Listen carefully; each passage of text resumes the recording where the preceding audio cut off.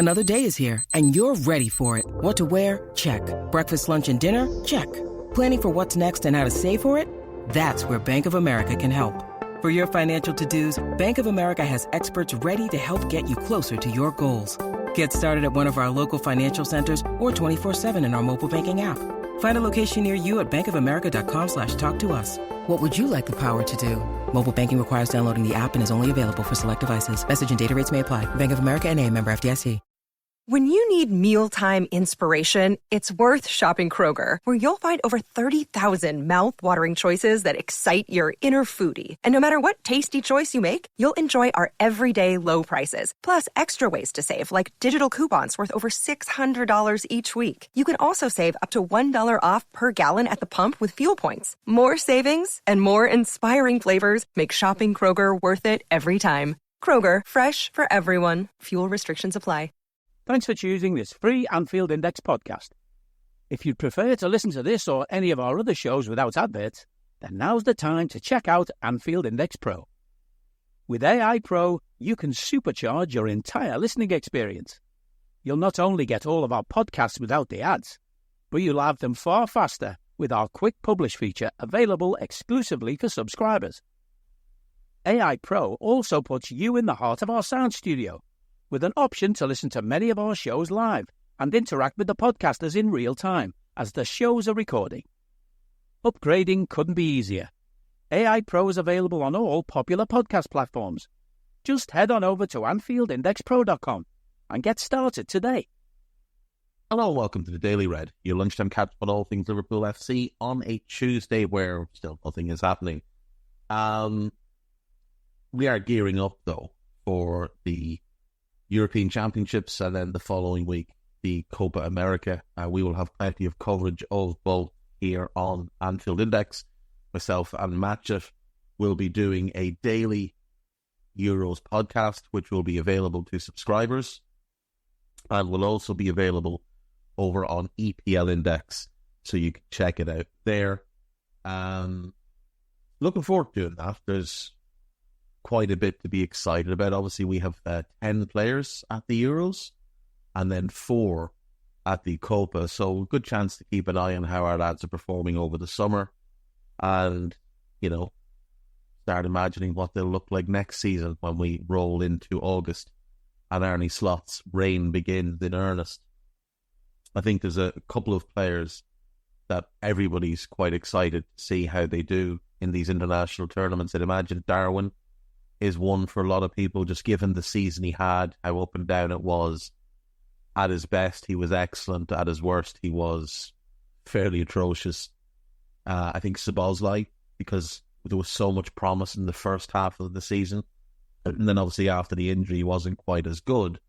But seeing him for his national team playing in a more attack-minded role should give us some idea of what to expect with him under Arne Slot, because he's not going to be asked to be a cart horse the way he was under Jurgen, because he won't be playing in a midfield 3 all going well.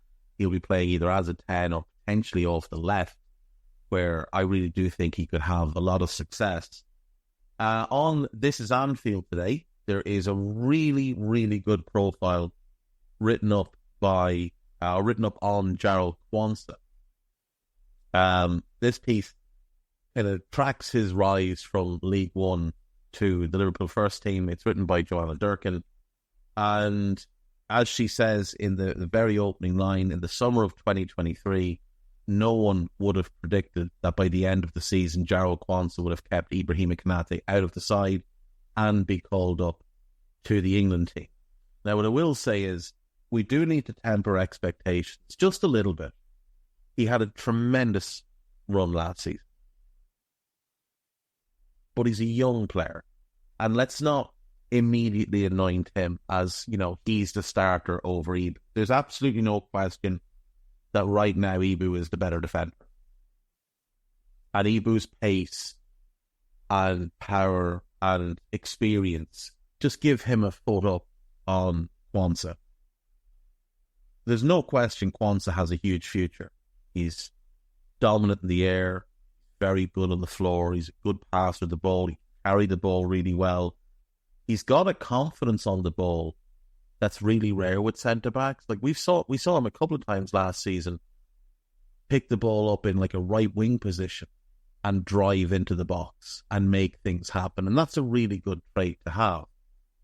But we shouldn't expect that every single week he's going to be putting in 8 out of 10 performances. And then if he has a run of, 4s and 5s, the way Ibu did this past season, which happens with a lot of centre-backs, that everybody turns on and starts giving up on it. Because that's the risk with hyping young players to levels above where they actually are. And we saw a few times last season with Quansah, just little lapses in concentration or times when the lack of an immediate burst on the turn, caused him to get caught or get beaten 1v1.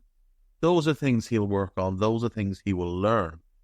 And we need to be ensuring that he's given the time and the space to learn and develop properly, because development isn't linear.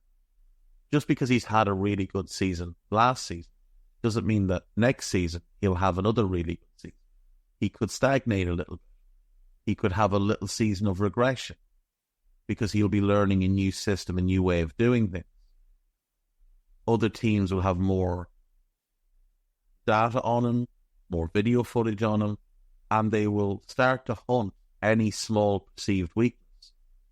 Because that's what teams do. Because now, with the way football has gone, with how many analysts and that teams are employing, you find that there's an awful lot more work being done on what the opposition do and where you can get at them. Like, you go back and listen to players talk about when they played in the 90s and 2000s, before so much of this began.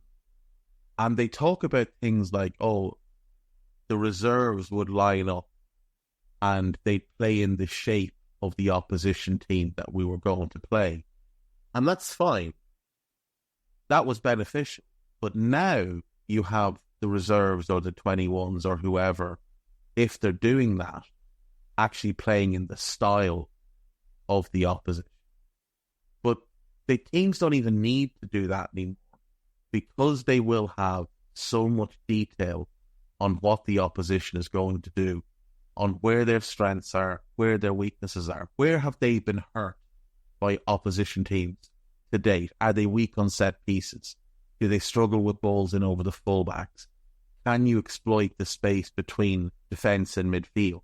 Like, that was one that a lot of teams looked at with United last year, and even Carragher was highlighting that for the world to see on Monday Night Football. So, with Quansah, there are a couple of issues with his game that will need to be worked on. And while they are being worked on, teams are going to try and exploit them. We saw Ollie Watkins do it in the Villa game. Isolated him 1v1 in a wide area and drove past him. Because Watkins is quick off the mark and Quansah is pretty slow on the turn. More teams will try and do that. But we will also be looking at things to counter that. Quansah will be developing to counter that. So let's just give the lad some breathing room. Same thing goes for Conor Bradley. Most importantly of the group, Besetic is the one that's going to need the most patience. As the lads on Under Pressure, particularly Sai, and on his Fatigue Index pod has said so many times, when a player's out long term, it generally will take, rule of thumb is it will take as long as they've been out to get back to the level they were at before. Now, the level Besetic was at before the injuries began was largely overrated by Liverpool fans. Like, he had some really good games, had some really poor games. He was a couple of years away from being ready to play regularly. And it's going to take him, he's out for a year, it could take him the better part of a year to getting back to being a couple of years away from being ready to start regularly. And if that's the case, people just need to be patient with him and allow him to develop and allow him to come along at his own pace and not try and force him into imaginary starting 11 and not come out with nonsense like, we don't need to buy a 6 because we have Besetic. Because all that's going to happen there is he's going to struggle and he's going to get hurt again. because you're going to overplay him. And teams will start to pick at the weaknesses in his game. And all young players have weaknesses in their game. All young players. So this profile is really good.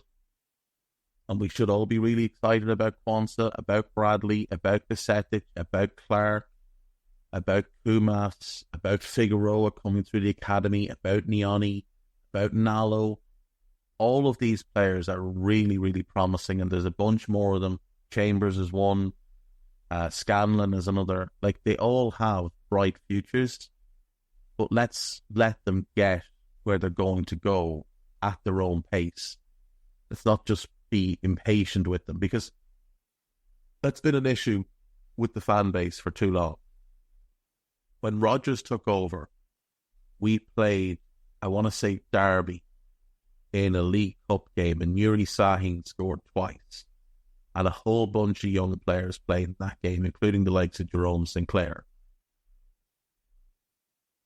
And expectations were raised to levels where they just weren't realistic for those players to get over a short span of time. Same thing with Jordan Ive. So much of Jordan Ive's issue was there was so much pressure put on him and so much expectation of him, and he just couldn't deal with it. And to my knowledge, the last time I saw Jordan Ive mention he was playing non-league, having basically taken a year away from the game. Yeah, he's playing for Ebbsfleet United. Jordan Ive left Liverpool in 2016 for £15 million. At 28 years of age, he's playing for Ebbsfleet, having sat out for a year, having barely played in the 3 years before that. Let's just allow players to develop at their own pace, as slowly as is needed. Some players will be rapidly through the ranks. Others, it will take time. So let's just give them the patience that they need. Because here's the thing. They were asked to go out and play football in front of 60-odd thousand people. That's not something any of us can relate to. That's going to be really difficult. And it can cause a lot of stress. And we don't want to add more undue stress with expectations that aren't realistic. Moving on.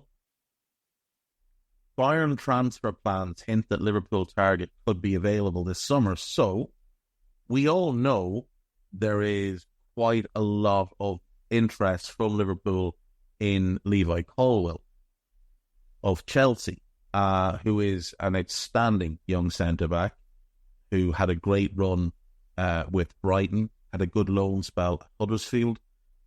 Not so good a season this past year, but in a large part because of what I've just been talking about with Quansah. Development isn't linear. Sometimes players stagnate a little bit before continuing on their development path. Sometimes teams figure out that there's maybe a little bit of a weakness they can poke at. And in Colwell's case, the manager used him poorly and was playing him in odd ways, not giving him consistent runs in the team. But the news is that Bayern Munich have made Jonathan Tah of Bayer Leverkusen their top centre-back target for this summer, which is hilarious, by the way, given he was the weak link in that Leverkusen team. But if they don't sign him, their top target would be Levi Colwill. Now that is potentially pointing at him being available and Bayern having some sort of understanding that he is available. I do think if he is available, he's a player we'd move for. And I think he's a player, given his skill set, that would fit quite well in the Gertrude role in Arne Slot's defensive setup, but on the left rather than the right, because obviously we have Trent on the right, who's more like Carton, who played on the left for final. I'm fully of the belief that last summer the plan was that we would play a back three, a box midfield, and three up front, with Konate, Virgil, and Colwill as the backup, as the defensive line, and that was the plan. That would allow Trent to start at right back and then sit into midfield next to a defensive midfielder, who I think initially they were looking at Fabinho and they were going to bring in Romeo Lavia. And then obviously it became clear Colwill wasn't going to move from Chelsea last year. He signed the contract, so we pivoted and went for Caicedo because we had more money to spend. The money we thought we'd spend on Colwill and Lavia, we now went to try and spend on Caicedo. And then that didn't work out. And Jurgen did what he'd done previous summer when the Tchouaméni deal fell through and decided to sit on his hands and not sign the left-footed centre-back who could play left-back in a back four but would sit into a back three when we had the ball, and we would often defend transitions in a back three.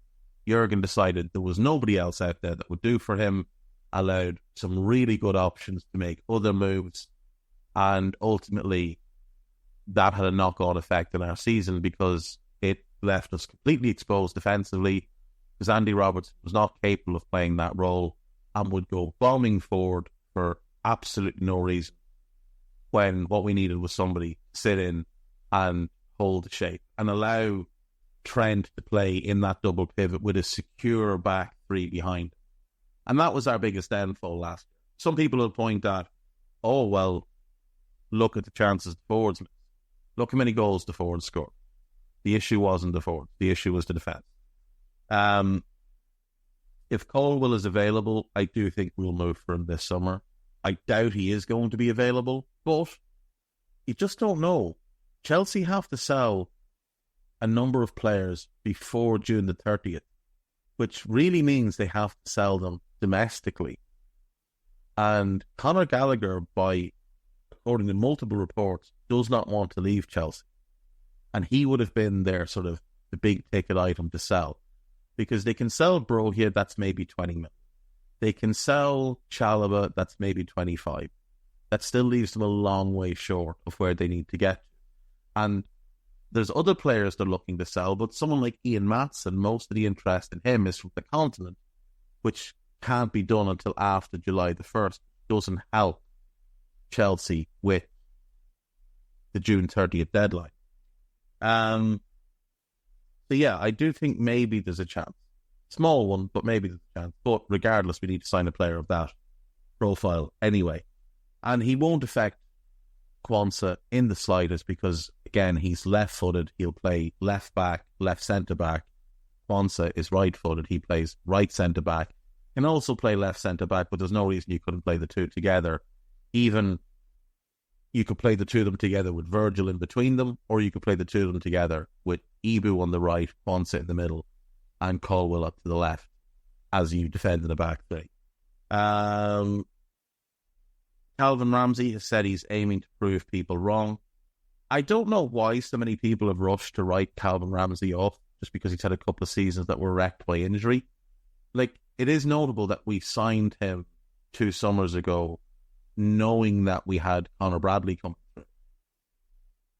And they felt that it was still worth going by this fella. Like, this lad from about 16 on has been very highly thought of and has been talked up a lot. So there's definitely something there with him. He's a very, very talented footballer. It's a different type of right back to Bradley. He's a bit more like Trent in terms of he's not got Trent's passing ability, but he is a very, very good passer, whereas Bradley's more the Robbo type of fullback. So it would give us good options. But hopefully the loan goes well from this year and he can stay injury-free and start to show people what he's capable of. Andy Robertson limps out of Scotland training days before Euro 2024 open. So that's not good news for Robbo and certainly not good news for Scotland. But they are suggesting that he should be okay and it's just more precaution than anything. So that's one to keep an eye on. Liverpool squad update as another player quietly left the club. Have a look. See, I'm still a Liverpool player. Goalkeeper has not yet been told plans for future. We'll have a look at that. Virgil scored again for the Netherlands. There's 2 goals in 2 games. And Ryan Gravenberch's chances of playing at the Euros got a bit of a boost with the news that Frankie de Jong is set to miss the tournament with injury. Now, he's still unlikely to be first choice, very unlikely to be first choice, because looking at the squad, you would say Ginny's going to be ahead of him. Reinders will be ahead of him. Koopmeiners will be ahead of him. And Veerman will be ahead of him. And if they're playing two in midfield, then it's going to make it quite hard for him to get minutes. But you never know with tournaments. Like, if he gets an opportunity and does really well, maybe he can keep his spot in the team. Now, there is talk that maybe Koopmeiners has a knock as well. And if that is true, then that will push Gravenberch up the list. And if it does, then again, maybe he gets some opportunities. Euro. Let's see if there's been any update. Because if Frankie is pulling out, they will likely call someone up to replace him. So it just depends on who that is. Could it be Mats Wiefer, who was left out of the initial squad? I know there's talk of a bit of an ankle knock, and he did miss the end of the season, but he's had a couple of weeks to rest and recover. So we'll see. Ian Matson. Ken Koopmeiners has withdrawn from the squad.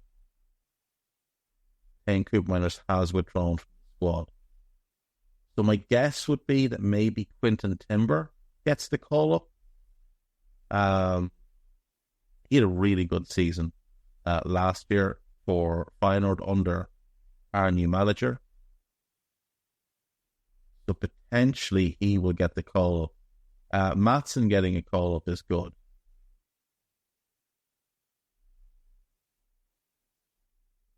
Jerry Shooten is the other midfielder in the squad, and we'll wait and see if he plays ahead of Gravenberch. He's a bit more experienced. Key part of the PSV team that ran away with the league in the Eredivisie. So maybe just given his familiarity with Joey Veerman, that's the midfield pairing there. Maybe he gets the opportunity ahead of Gravenberch, especially in a double pivot. Gravenberch's not great in a double pivot. The Netherlands played like I'm almost certain it was that midfield. It was the Shoot Veerman midfield pair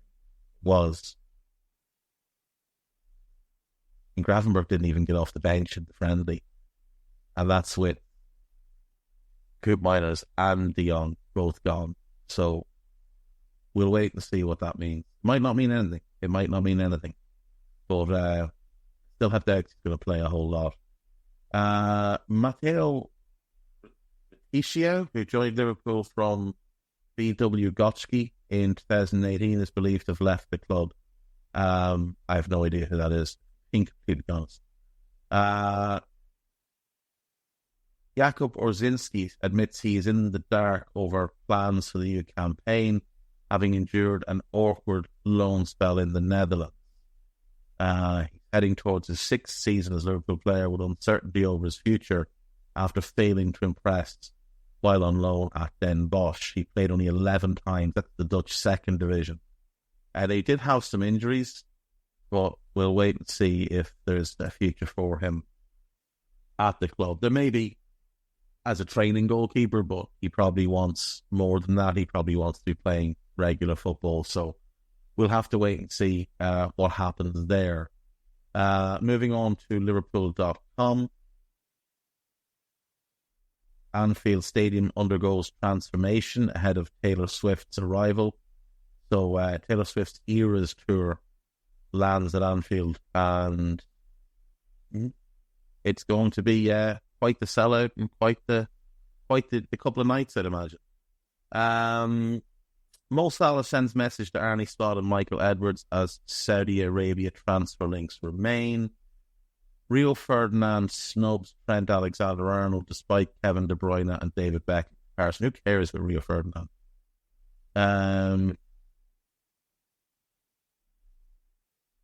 Noel Gallagher has special Liverpool rule after threatening to fire someone for that. Again, who cares what Noel Gallagher says? Yeah, there's nothing of real interest there. What is of interest is it looks like Trent is set to start in midfield for England in their opener against Serbia. That should be an interesting test for him because that's a pretty physical Serbian midfield and he isn't a midfielder, so we'll see. Piece about Cody on Anfield Watch, piece about Mo, a piece about Gonçalo Inácio, a piece about Luis Diaz, a piece about Alisson, a couple about Arnie, and a piece about Darwin Núñez having a weird encounter with some YouTube twat.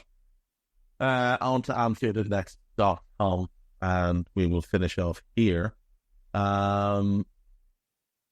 Liverpool more likely to sign 50 million Serie A midfielders. A piece here. Let's have a look, actually. There's a piece about Ox,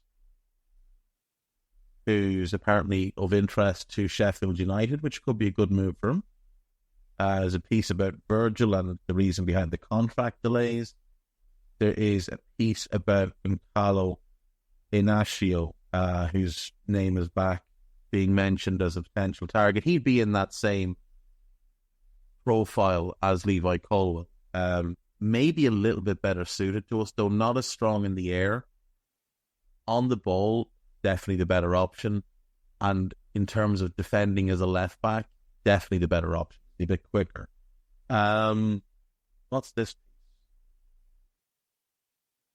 Liverpool more likely to sign 50 million Serie A star than Ederson, despite links.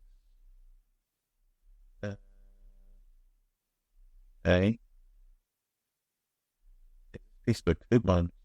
It does appear to be a piece about 10 Koopman. I don't think there's any possible chance we'll sign 10 Koopman. It doesn't actually make any sense for us at all. So, highly unlikely. Podcast-wise, then, there is the latest Media Matters, which is Dave Davis and David Lynch. And there is the Transfer Show with Trev Downey and Dave Davis. We will have part 3 of the Transfer Committee podcast tomorrow night. So make sure you give that one a listen. And let me just see what else there is. There's a minefield to come later this week as well. And there will be a new Buzz podcast, myself and Trev. So do please give Buzz podcast a listen when you get a chance. And that's it from me. I will see you all on Thursday. I will not be here tomorrow. Dave Davis might fill in if there is news or if he has time, but I will be back Thursday. Take care of yourselves. Bye-bye. We hope you enjoyed listening to this Anfield Index show. Please be sure to subscribe to our channel so future podcasts find their way to your device automatically.